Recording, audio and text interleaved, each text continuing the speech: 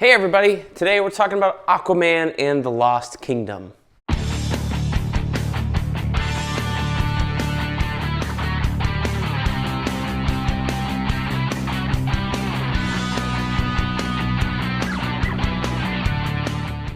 Hey everybody, welcome back to BK's Bullets. As always, I'm your host, Brent, and today we are here with a special Christmas Day review of Aquaman and the Lost Kingdom.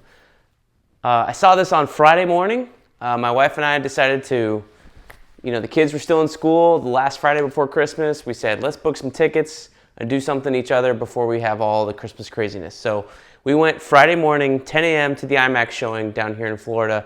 And we watched the film and we came out of it and we said, whoo boy, was that a movie. So in that sense, since it wasn't so exciting to talk about and I had all this other Christmas stuff to do, you're not getting a review until now. Recording this on Christmas Eve, but it will be posted tomorrow on Christmas. So Merry Christmas to everyone that celebrates and Happy Holidays to the rest of you. But yeah, Aquaman and the Lost Kingdom, hope you didn't see it already. Not really worth your time. I liked the first Aquaman movie. I really enjoyed that one. The Lost Kingdom for me was just a step down in quality. It was tonally, it is all over the place. It wants to be happy. It wants to be serious. It wants to be a comic book movie. It wants to be a music video. There's so many things going on and it just feels like overproduced and overwrought, and even the character of Jason Momoa as Aquaman doesn't feel like the same character from the last film. I saw some criticisms right the day before the movie I went to see the movie saying that this is just Jason Momoa being Jason Momoa, and I have to agree with that because the first Aquaman movie, he was still that same kind of loner guy we met in Justice League, things like that. At least the Joss Whedon version, that we had seen at that point in time. But still that kind of serious, darker, I guess, character, loner type. Whereas here now, he's much less of that. And apparently it's like 5 months after the last film or something, or, plus a baby. Year and a half, and now he's a completely different guy. And I don't really buy that. I feel like he should be a little bit less of what he is in this film. He should have the same characteristics and things like that. So it's totally different. Cinematography wise, like the one thing I really liked about the last Aquaman movie was the brightness of the colors. All that is still here. Although sometimes when you're shooting on sets and things, it looks looks kind of fake, stuff you can tell is really bad.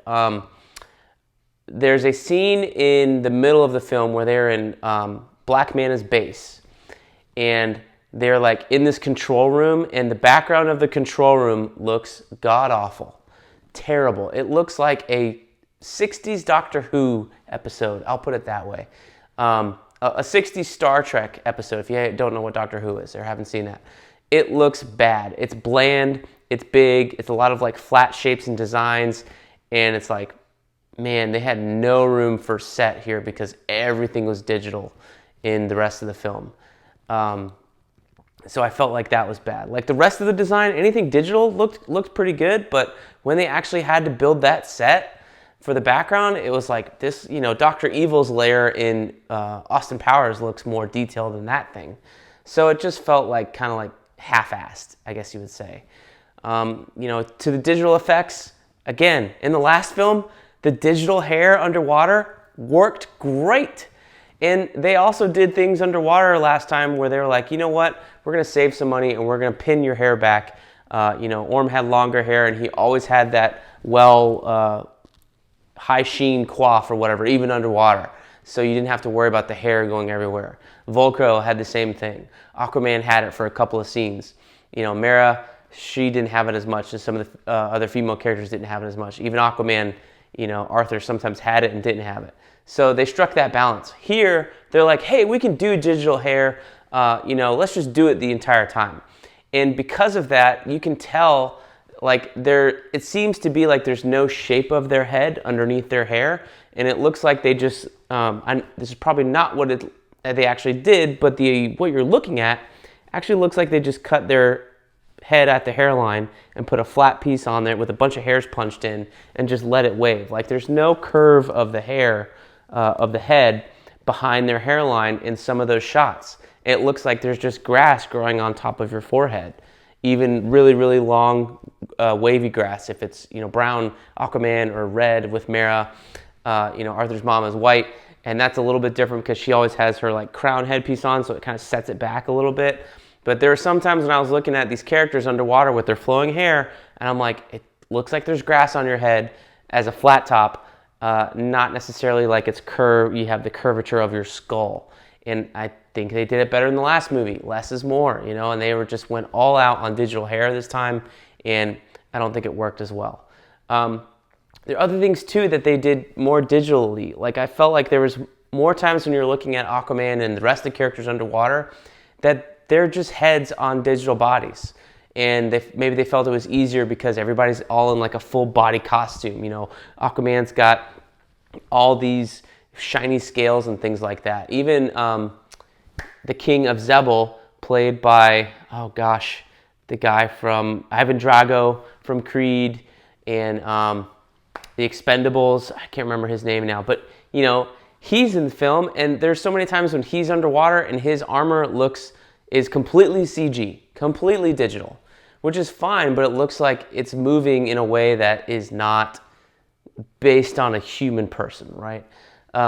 You can just tell that it's just a body double from here down. And that took me out of the film. Like, I don't remember them doing that in the last film. And if they did a better way of hiding it. And it especially sticks out when he gets on the top side, above the water towards the end of the film. I'm talking about the King of Zebul here, Mera's dad. And, he's got a real practical suit of armor on. You can see like the undershirt underneath and just the armor sitting on top. And, it's like, oh, well, that's what that's supposed to look like. And why doesn't it look like that underwater? Well, maybe it looked bad on top, but they sure as hell amplified it when it was underwater as opposed to just making it look the same. So it would look, kind of the same across the board. There are good visual effects, all the different mer creatures and fish people and the shark people, all those guys look pretty good. The king of the Brine King, who's voiced by, Salah from Indiana Jones, and Gimli from Lord of the Rings, whose name is escaping me. He's back. He's doing a voice. It's fun, but that character looks good the whole time. So it's just certain things look out of step. And it's like, if this is such a visual effects heavy film, why is there so much going on? And, this thing's been in production for 4 or 5 years, I believe, and delayed. Some of that was the COVID pandemic. Some of it was effects shots or reshoots. Who the hell knows the true story? But at the end of the day, what you get is not a cohesive film. It feels like a patchwork. It doesn't really feel like a James Wan product. Like, you see the Conjuring films, and there's definitely a through line there with his directorial style. You go to Fast 7, and there's a through line from the horror films there into Fast 7 where he's trying more things. He still has these kind of unique camera moves around sometimes, but there's still like a through line there. And then into Aquaman, where he's leaning more into that stuff that he was exploring in Fast 7 in Aquaman 1, whereas now in Lost Kingdom, I don't get that same feeling. Like there was no through line to his horror film roots there in the film. It felt just more like we put the pedal to the metal on these extravagant shots because I can do it now because it's all digital or I have the unlimited budget or whatever. And it didn't make it feel like a James Wan film, which most of the time they do feel pretty grounded. So, I think those are the major complaints. Jason Momoa being Jason Momoa, his performance, if you're looking for that, is that. So that's okay. It's good in that sense. But if you're looking for Jason Momoa's performance to be more like Aquaman in Aquaman 1 or any of the 2 Justice League versions we got, that's not here. And I think that's a detriment to the film, is that he's not really creating a character here. He's being himself. So if you're looking for him to do that, like hell, he was more of a character in the last Fast and the Furious in Fast X than he was here in Aquaman. You know what I mean? And it makes no sense. This is his starring vehicle. Should put some more, it should have felt more focused, I guess.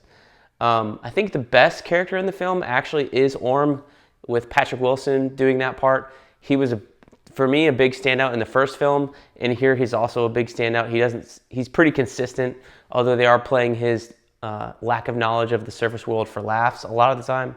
The cockroach bits, you know, those are kind of funny, and he plays them super serious, but, you know, I could have done without them, honestly. Like, it made sense that he didn't know what things were, but they really hammered it home with these comedy bits. And that's part of the thing tonally, that, like, there was some comedy in the first Aquaman, but not a ton.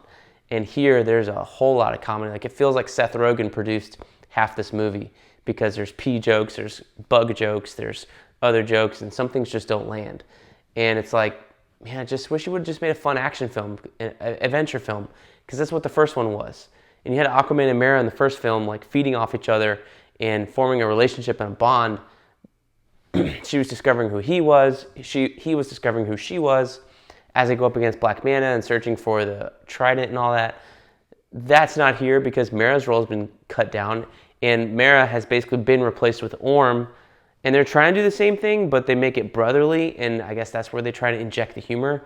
And in that way, it doesn't really work. So I like Patrick Wilson here a lot. I think it's one of his stronger performances. I think he's an underrated actor. Hopefully he gets something out of this. But man, he's not the best thing in the film because there's some weak moments of his, but I think he's more consistent than Jason Momoa. You know what I mean? Nicole Kidman is here. She's just doing her things. She's less involved than last time.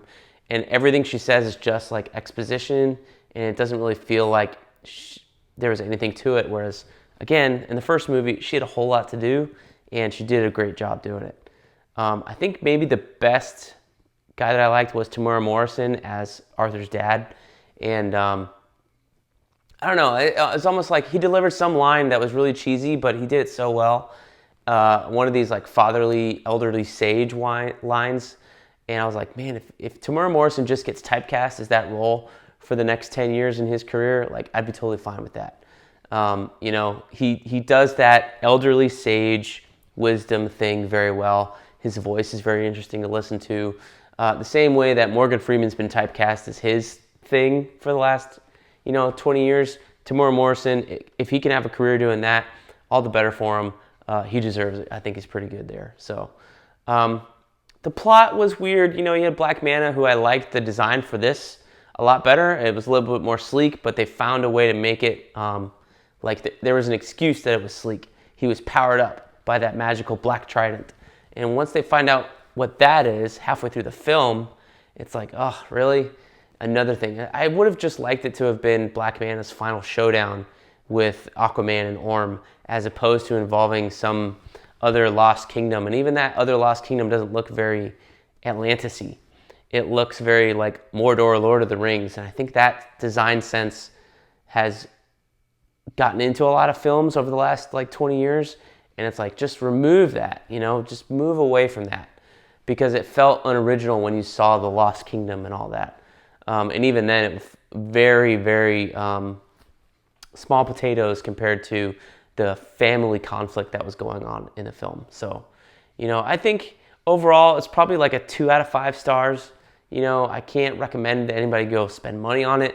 I would say if you're watching it and you're folding laundry in the future and it's streaming, turn it on. Or if you're cooking, turn it on. It's one of those kind of movies. Like, it's not terrible, but it's not really engaging to sit down with all the time. So, it's got some fun bits. I thought the action was pretty good in some moments, but overall, like, the entire length of the film, just kind of a letdown.